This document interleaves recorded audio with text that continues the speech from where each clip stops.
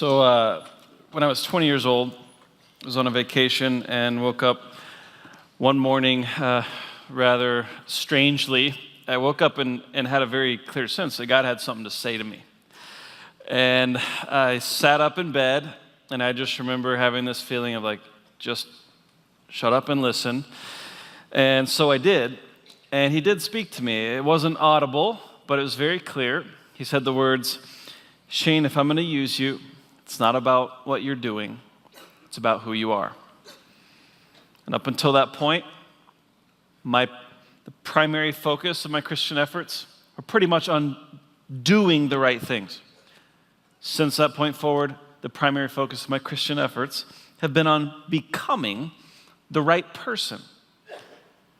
Right in the Proverbs, the writer of Proverbs says in Proverbs 4:23, which is going to be our key text for the day, "Above all else, guard your heart, for everything you do flows from it." Jesus said something similar in Matthew 12:34. Out of the overflow of the heart, the mouth speaks.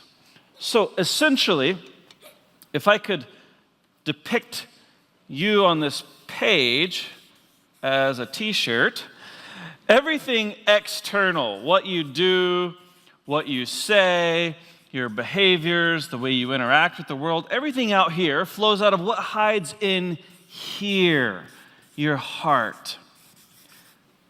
That was supposed to be an arrow, but nevertheless. In some ways, this is kind of bad news if you think about it. It means even after you gain all the wisdom in the world about what to do and what not to do, you still won't be wise. In fact, it means that until you attend to the transformation of your heart, a lot of the times you won't even act as wisely as you know you should. And we all know this is true. Even though we know the right things to do, we often fail to actually do them. Remember that time when you woke up in the middle of the night, heard the sound of your baby crying, and you fake snored until your spouse woke up?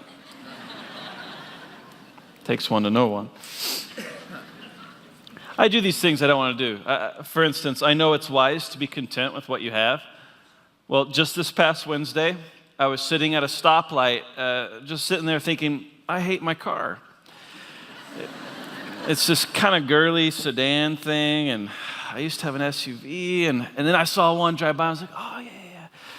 And I was sitting there literally thinking to myself, maybe if I just replaced my hubcaps with some wheels, I could put up with this thing a little longer. And I kid you not, right as I'm thinking this, bam, I got rear-ended. Totaled the other guy's car, still waiting to find out if my car is totaled. Is it legal to pray about these things? As soon as it happened and I discovered I hadn't knocked out my teeth again or something, I looked up to the sky and I was like, okay, I get it. No more coveting. Maybe a more gentle approach next time would be okay.